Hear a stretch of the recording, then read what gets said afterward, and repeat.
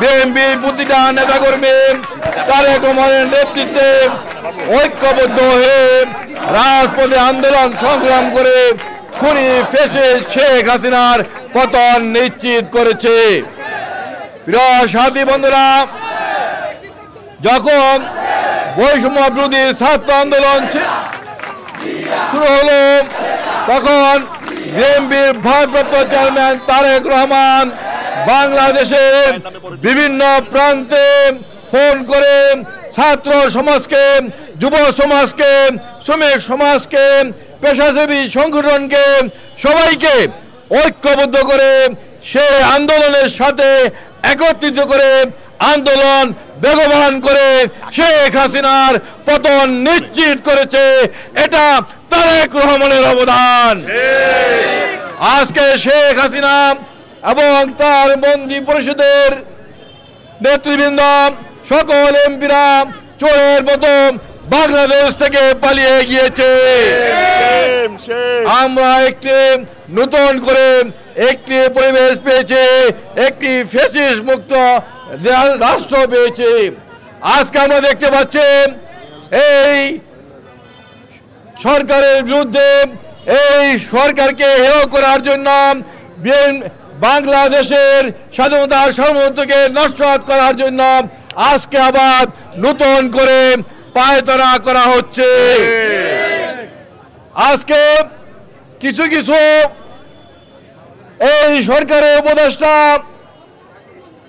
এক সময় আমরা সোশ্যাল মিডিয়ায় দেখতে পাচ্ছি তারা বঙ্গবন্ধু বলে শেখ মুজিবের পাঁচ চার্ত তারা দ্বিধা করে নে, তারা শেখ হাসিনার পাঁচ চার্ত তারা দ্বিধা করে নে। কিন্তু আজকে তারা খুব বিপ্লবী হয়ে গিয়েছে। তারা বলছে শেখ হাসিনার বিচার না করে দেশে কোনো নির্বাচন হবে না, সংস্কার না করে কোনো নির্বাচন হবে না।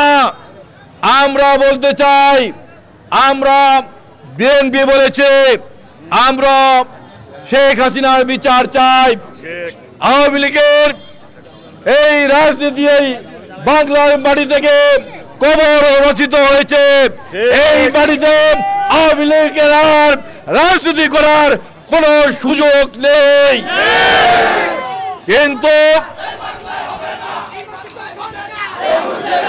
ভারতের কাছ থেকে টাকা খেয়ে বাংলাদেশের কিছু কিছু বুদ্ধিজীবী, বাংলাদেশের কিছু কিছু পত্রিকা, বিশেষ করে প্রথম আলো এই সরকারকে বিরুদ্ধে আওয়ামী লীগের দালালি শুরু করেছে। বাংলাদেশের কিছু কিছু বুদ্ধিজীবী, কিছু কিছু পত্রিকা এবং প্রথম আলো রয়ের কাছ থেকে টাকা নিয়ে আজকে আওয়ামী লীগকে আজকে প্রতিষ্ঠিত করতে চায়। তারা বাংলাদেশের গণতন্ত্রকে হত্যা করতে চায়। আমরা পুলিশ ভাইদের বলতে চাই, অবিলম্বে আওয়ামী লীগ সন্ত্রাসী যারা আছেন, যাদের বিরুদ্ধে মামলা করা হয়েছে, তাদেরকে অবিলম্বে গ্রেপ্তার করতে হবে।